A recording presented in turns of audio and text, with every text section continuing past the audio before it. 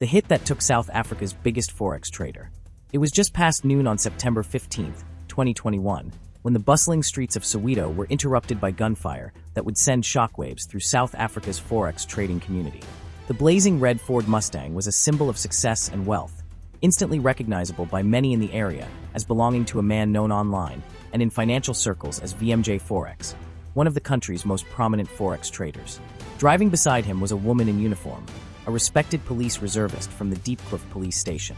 They appeared happy and calm as they cruised down Baragwanath Road, unaware that someone was following closely behind. In just seconds, that peace shattered when a hail of bullets tore through the Mustang. People nearby ducked and screamed, many mistaking the shots for firecrackers until they saw the chaos unfolding in the street. The gunman, reportedly driving a separate vehicle, opened fire with precision and fury, hitting both passengers multiple times. The Mustang swerved uncontrollably and crashed into a minibus taxi parked nearby, its engine still rumbling. Inside the luxury car, the couple lay slumped, lifeless and soaked in blood. Shocked bystanders gathered cautiously, filming the aftermath with shaky phones and crying out in disbelief. The woman's badge was still pinned to her shirt. VMJ Forex, who had once been hailed as a self-made millionaire, lay still with his hands gripping the steering wheel. Nearby, the minibus taxi driver stood in confusion, realizing his vehicle had been struck in the crossfire. Within minutes, emergency services arrived, but it was already too late. The shooter, meanwhile, had disappeared into the streets of Orlando East. What nobody knew yet was that the killer already had plans to end the day with a final shot, this time on himself. Behind the bullets and broken glass was a story of love turned deadly. The woman killed in the car was not just a police reservist. She was someone's ex-lover, and that ex-lover was no ordinary man. He was a well-known taxi owner from the same community, a man used to control, power, and being feared in his circle. According to community sources, the relationship between him and the police reservist had ended months ago, but he never truly let go. When she started dating the flashy and confident VMJ Forex, things reportedly spiraled into obsession. Friends say the taxi owner was consumed with jealousy, constantly checking on her whereabouts and trying to win her back. When he realized she had fully moved on, and with a wealthy, successful man, it seemed to drive him over the edge. Some described his behavior as increasingly paranoid, while others said he openly threatened to make them pay.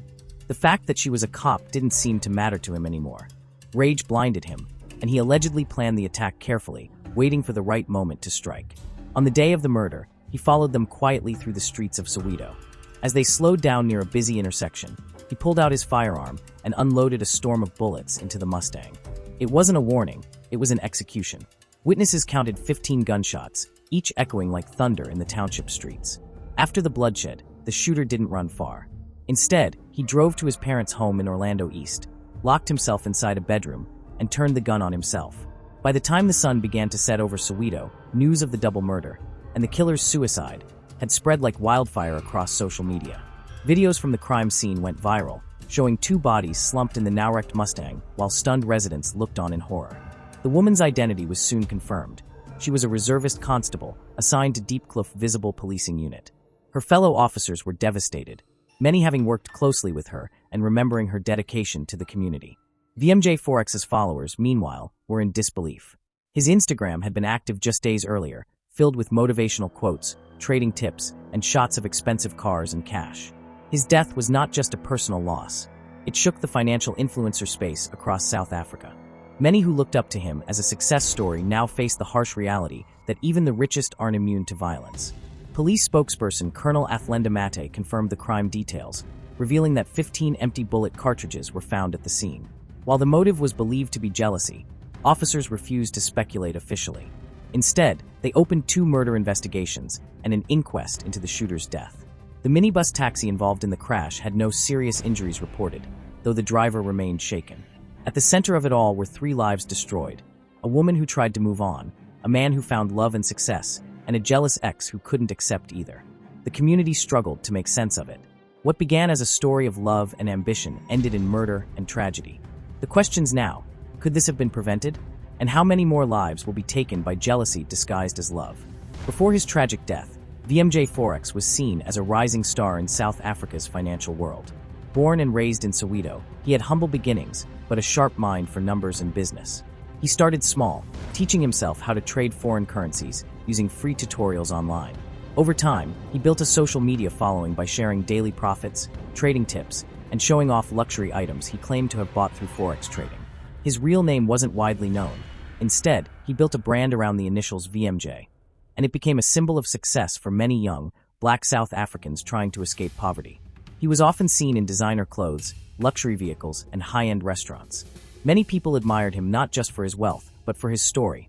He appeared to be proof that anyone could make it out of the township with determination and skill. But with fame came critics, and some accused him of flaunting a lifestyle that wasn't fully earned. Others believed he was genuine, using his money to help young people learn about finance and discipline.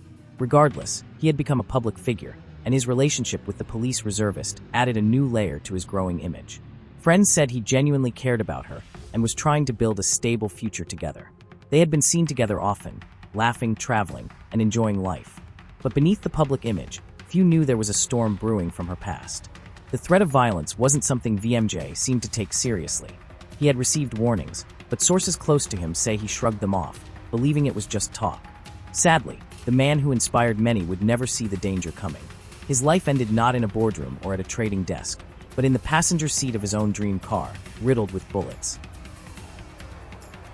The woman at the center of this tragedy was more than a victim. She was also a dedicated police reservist who had given years to protecting the same streets where her life was taken. Her role at Deepcliff Police Station was respected, and she had earned a reputation for being disciplined, friendly, and committed to her work. But outside her uniform, she was a woman trying to rebuild her life after a painful breakup with a controlling man. That man, the taxi owner who would eventually become her killer, reportedly struggled to accept the end of their relationship. Colleagues at the station say she had mentioned feeling watched and followed in recent weeks. One officer even suggested she had considered applying for a protection order, but was unsure how it would affect her professionally. According to her friends, she didn't believe her ex would actually harm her. He was known to be aggressive, but she thought his pride wouldn't allow him to go that far. She underestimated him. Community members later told reporters that the taxi owner was increasingly unstable and had become obsessed with the idea of revenge. He would allegedly drive past her house, send her threatening texts, and spread rumors that she was disrespecting him by dating a man with more status. People who knew all three said the tension was boiling, but no one expected it to explode so violently. Some claimed that the shooter had asked others to help him track the couple's movements. The day of the murder wasn't random, it was planned. The police later discovered that the killer had left notes at home expressing anger, heartbreak, and betrayal. These signs painted a grim picture of a man consumed by jealousy. Still, many were left wondering. Could the system have intervened sooner? Could her death have been prevented? These questions now haunt both the police force and the local community. After pulling the trigger multiple times and leaving 2 people dead in a car crash scene that shocked all of Soweto, the shooter didn't run from the consequences. He drove straight home. His destination was Orlando East, where his parents lived and where he had grown up. Neighbors reported seeing him drive up fast and park without saying a word. He went inside quietly, walked past his mother who was cooking, and locked himself in a bedroom. What happened next remained behind closed doors, but minutes later, a single gunshot echoed through the house. His parents screamed, rushing to the room to find him lifeless on the floor, his gun beside him. The man, once a respected taxi owner, ended his own life in the same violent rage that had driven him to kill. Police arrived shortly afterward and confirmed the suicide, linking him directly to the murders that happened just hours before. The gun was matched to the shell casings found near the Mustang. Officers described the scene at the house as emotional and tense. His family was in disbelief. They knew about the breakup, but not the depth of his pain or his intentions.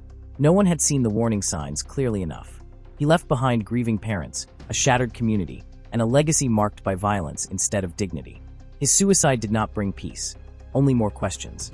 Why didn't he seek help? Why didn't anyone intervene when his behavior began to spiral? The police opened an inquest into his death, but for the victims' families, the damage had already been done. This was no longer just a love triangle gone wrong. It had become a case study in unchecked obsession, missed red flags, and the deadly cost of pride. The streets of Soweto were quieter in the days following the murder-suicide, but the silence wasn't peaceful. It was heavy with shock. Residents gathered near Baragwanath Road, the scene of the shooting, trying to make sense of what had happened. Flowers were placed near the spot where the Ford Mustang had crashed, and candles burned late into the night. Friends of the couple stood in disbelief, mourning 2 lives taken far too soon. "It doesn't make sense," said one woman, wiping away tears. She was finally happy. And he, VMJ, he had just started to really live. Social media lit up with tributes, especially from the Forex community, who had followed VMJ's journey from poverty to prominence. Hashtags like hashtag RIPVMJForex and hashtag Justice for Her trended as people demanded answers. At Deep Cliff Police Station, officers wore black ribbons in honor of their fallen colleague. Her colleagues were especially heartbroken, knowing the signs had been there but not strong enough to act. They held a moment of silence during roll call and promised to raise more awareness about intimate partner violence.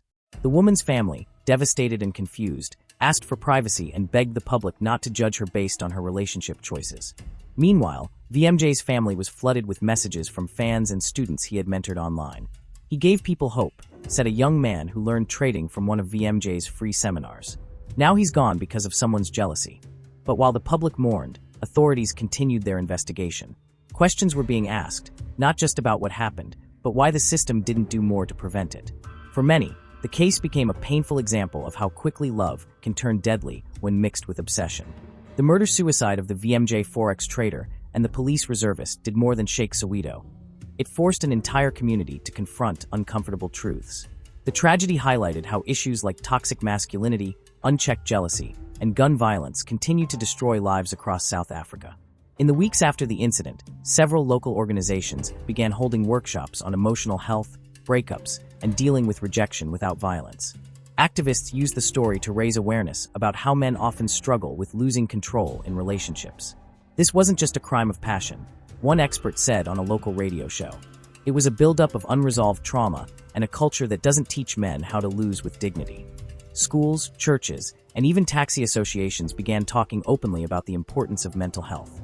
A candlelight vigil was held outside the Deep Cliff Police Station, where officers, traders, and taxi drivers stood together, an unusual but powerful sign of unity. VMJ's online followers turned his trading pages into digital memorials, sharing screenshots of his teachings and inspirational quotes he had once posted.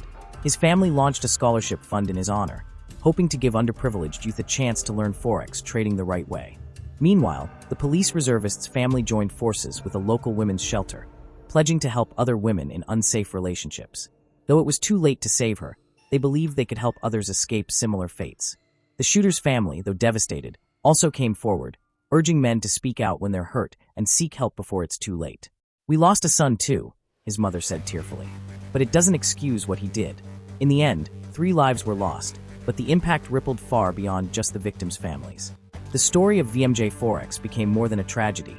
It became a lesson for a nation still learning how to deal with heartbreak, violence, and what it means to truly heal.